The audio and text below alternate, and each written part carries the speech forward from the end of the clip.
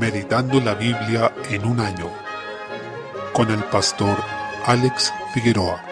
Día 20, mes 6. Primera de Reyes, capítulo 22. Acab terminó recibiendo el juicio por sus acciones, el que ya había sido profetizado antes por Elías. A pesar de que el Señor le dio una nueva oportunidad para arrepentirse, este se caracterizó una y otra vez por su rebelión contra la palabra de Dios, por su insumisión e idolatría, por lo cual recibió el pago de su desvío. Antes de este momento, había una guerra entre los reyes de Israel y Judá, pero en este pasaje ya había paz, e incluso una alianza entre Josafat, rey de Judá, y Acab, rey del norte. Al respecto, parece extraño y triste que Josafat participara de este compañerismo, ya que en general fue un rey piadoso, respetuoso y temeroso de Dios, que de hecho tenía un buen testimonio entre los profetas. Acab le invitó a la batalla para tomar Ramot de Galaad, una ciudad israelita que estaba en manos del pueblo sirio, con quienes ya existían conflictos anteriormente. Josafat mostró su buena disposición para ir, pero antes quiso consultar al Señor, mostrando que sí tenía temor de Dios. Por su parte, Acab reunió a 400 supuestos profetas, quienes en realidad eran gente que había recibido un pago para que dijeran lo que el rey quería escuchar. Por ello, todos le profetizaron falsedades que resultaban favorables a las intenciones del rey de Israel. Esto motivó la sospecha de Josafat, por eso preguntó: ¿hay aún aquí algún profeta de Jehová por el cual consultemos? Es decir, él claramente sabía que algo no estaba bien. Ante ello, la respuesta de Acab fue notable porque reflejó todo lo que había en su corazón, pues dijo: aún hay un varón por el cual podríamos consultar a Jehová, Micaías, hijo de Imla, mas yo le aborrezco porque nunca me profetiza bien, sino solamente mal. En el versículo 8. A través de lo anterior, podemos apreciar un claro ejemplo del corazón de la gente impía en su disposición hacia el Señor y hacia quienes predican su palabra, pues no les molesta que se les hable de Dios, sino del Dios de la Escritura, aquel que es soberano sobre sus vidas y a quien se deben someter en obediencia. Ese es el Dios que les molesta. Ahora bien, a ellos les encanta la idea de un Dios, entre comillas, que esté a su favor y que actúe conforme a los deseos que ellos tienen. Un Dios que deforma la palabra para que calce con sus ideas, pero odian a los que les predican la verdad bíblica. Eso es precisamente lo que ocurrió en este pasaje. Frente a lo anterior, Josafat increpó a Acab por sus dichos, ya que fue bastante insolente, pues manifestó que aborrecía a un profeta del Señor. Luego, Micaías fue convocado y quien lo invitó le pidió que hablara favorablemente al rey, porque todos habían hecho así. Sin embargo, sus palabras fueron las de un profeta de Dios. Vive Jehová, que lo que Jehová me hablare, eso diré. En el versículo 14. Esa misma debe ser nuestra actitud, aunque nos acarree oposición o desprecio. Debemos hablar realmente lo que el Señor ha dicho y ninguna otra cosa fuera de ello. Ahora bien, cuando Acab le preguntó, el profeta respondió de una manera algo sarcástica e irónica, que el rey iba a prosperar y que obtendría la victoria. Ante ello, Acab le consultó: ¿hasta cuántas veces he de exigirte que no me digas sino la verdad en el nombre de Jehová? Es decir, supo inmediatamente que lo dicho por el Señor era contrario a lo que había escuchado. En tal contexto, el profeta le anunció la derrota. Es posible ver que Acab fue entregado por el Señor a la derrota a través de un espíritu engañador. Esto no nos debe extrañar, porque cuando el ser humano escoge la rebelión, el Señor lo entrega a ella, algo que también se encuentra en 2 de Tesalonicenses capítulo 2, cuando dice que les envió un espíritu engañoso para que creyeran la mentira por cuanto no recibieron la verdad. Entonces el Señor entrega el engaño y a la dureza de su corazón a quienes rechazan la verdad de la palabra. Eso es precisamente lo que ocurrió en este pasaje. Micaías se mantuvo fiel a pesar de que fue amenazado, encarcelado y le fueron dichos los peores males. Por otra parte, Acab fue a la batalla tercamente y aunque se quiso disfrazar para no parecer rey y mostrarse como tal, de igual manera fue muerto a causa de un hombre que disparó una flecha al azar y que terminó dándole entre medio de las junturas de su armadura. Es decir, aquí se muestra cómo la providencia de Dios gobierna sobre cada detalle para que cumpla su propósito. Luego de la muerte de Acab, su sangre fue lamida por los perros en un estanque donde se bañaban las rameras, quienes ejercían la prostitución en templos idolátricos. En ese tiempo la gente creía que a través de la relación con las prostitutas se podía tener un encuentro con los dioses falsos. Por tanto, este hecho final significaba un signo de maldición sobre este rey impío. Desde el versículo 41 se habla de manera muy breve sobre el reinado de Josafat, quien fue muy respetado por los profetas e hizo lo recto ante los ojos del Señor. Incluso sacó a los sodomitas, que eran hombres que ejercían la prostitución en templos paganos. Sin embargo, no quitó los lugares altos. Hubo varios reyes con quienes ocurrió esto, que hicieron lo bueno, pero no terminaron de luchar contra toda idolatría. Desde el versículo 51, el hijo de Acab terminó reinando solo 2 años, siendo un rey que también hizo lo malo delante del Señor. A través de ello, vemos cómo los padres padres pueden acarrear graves consecuencias de pecados a sus hijos por la forma en que se condujeron durante su vida. Salmo 138. Encontramos una exhortación a alabar al Señor de todo corazón. Él es digno de que nos postremos ante su presencia y lo alabemos por sus perfecciones, porque es un Dios que ha engrandecido su nombre y su palabra sobre todas las cosas. Si el Señor y Creador de todo ha hecho esto, también nosotros debemos dedicarnos a este fin toda nuestra vida, es decir, a exaltar al Señor reconociéndolo sobre todo lo que hay. Este Señor será reconocido también por los gobiernos de la tierra, los que serán confrontados por la gloria eterna del Rey del universo. Esa debe ser una esperanza firme para nosotros, sobre todo en una era en que el Señor es despreciado con tanta vehemencia por los gobiernos humanos. Esta era de apostasía y rebelión terminará y la gloria del Señor será exaltada sobre todo. Asimismo, a pesar de su grandeza, Dios nos responde personalmente en medio de la angustia y de la aflicción. Fortalece nuestra fe, atiende al humilde, pero mira de lejos al altivo, y es maravilloso porque dice que Él cumplirá su propósito en nosotros, pues su misericordia es para siempre. No nos dejará desamparados, sino que dice también la Escritura en Filipenses 1:6, el que comenzó en vosotros la buena obra, la perfeccionará hasta el día de Jesucristo. Nuestra salvación está segura, no por nuestro desempeño, sino por su fidelidad y poder en nosotros. El mismo que envió a su Hijo y lo entregó por nosotros para darnos vida, es el que nos sostendrá por medio de su Espíritu Santo obrando en nuestros corazones. Finalmente, este es un ruego que todos debemos hacer: no desampares la obra de tus manos. En el versículo 8. Proverbios capítulo 17. Versículo 17. Se muestra el amor del amigo, quien a pesar de no tener un vínculo sanguíneo, puede ser como un hermano en tiempo de angustia. La Iglesia debe procurar este tipo de amistad. De hecho, con ninguna persona del mundo se puede tener una comunión tan estrecha como sucede con los hermanos en la fe, porque no se trata solo de una relación basada en criterios humanos ni en intereses personales, sino que se trata del vínculo de la paz que el Espíritu de Dios ha creado entre nosotros, como dice Efesios 4:3. Versículo 18. Nuevamente se nos llama a ser precavidos con nuestras finanzas, con la administración de nuestro dinero y a tener cuidado de los compromisos financieros que adquirimos, sobre todo cuando comprometen nuestro patrimonio con deudas contraídas por otro, algo que luego puede traer consecuencias muy difíciles de enfrentar. Hechos capítulo 13, desde el versículo 16. Pablo estaba en una sinagoga ubicada en Antioquía de Pisidia, donde hizo una preciosa presentación del Evangelio, recorriendo la historia de la redención. Debido a que estaba hablando a oyentes judíos, les recordó cómo habían sido escogidos por Dios, rescatados de Egipto, y cómo el Señor les prometió un rey a través de David, señalando que Cristo era ese rey y salvador. Es posible ver también cómo ellos, al ser hijos físicos de Abraham, tenían un privilegio que era recibir en primer lugar la buena nueva del Evangelio. Por ello, en las presentaciones de este mensaje hay aspectos comunes, tales como recordar la historia de la redención y las promesas. Asimismo, exponer que Cristo es el cumplimiento de esas profecías, señalando su ministerio, muerte y resurrección. Luego hubo una exhortación al arrepentimiento y se anunció el perdón de pecados para quienes se arrepintieran y creyeran. Ante ello, los primeros que respondieron favorablemente fueron los gentiles que estaban en la sinagoga. Posteriormente, en el día de reposo de la semana siguiente, se juntó casi toda la ciudad. Es increíble cómo la palabra concitó de tal manera la atención de las personas. Frente a esta situación, los líderes religiosos de la sinagoga se llenaron de celos y rechazaron duramente a Pablo y Bernabé, e incluso motivaron persecución contra ellos. Sin embargo, en medio de este ambiente hostil, se nos dice: los gentiles, oyendo esto, se regocijaban y glorificaban la palabra del Señor, y creyeron todos los que estaban ordenados para vida eterna, en el versículo 48. Del mismo modo ocurrirá en todo tiempo y lugar. Aquellos que crean serán los que estaban ordenados para vida eterna. Por una parte, esto nos muestra la soberanía del Señor y su gracia, que debe ser exaltada. Por otra, cómo debe ser la predicación del Evangelio, el medio por el cual son llamados aquellos que el Señor ha escogido. Ahora bien, ¿por qué evangelizar si hay escogidos? Porque nosotros no sabemos quiénes son, solo Dios los conoce. Él nos ha indicado que escogió a gente de toda tribu, lengua y nación. Por tanto, nuestro deber es usar el medio que el Señor ha dispuesto para llamar a sus escogidos, el cual corresponde a la predicación del Evangelio, porque la fe viene por el oír la palabra, según Romanos 10:17. Finalmente, apreciamos que a pesar de la persecución, los discípulos estaban llenos de gozo y del Espíritu Santo. Esto nos muestra que la persecución no daña realmente a la Iglesia, algo que sí produce el pecado y los tiempos de comodidad que suelen adormecernos. El Señor nos ayuda a estar gozosos en medio de las distintas circunstancias y seguir predicando fielmente el Evangelio.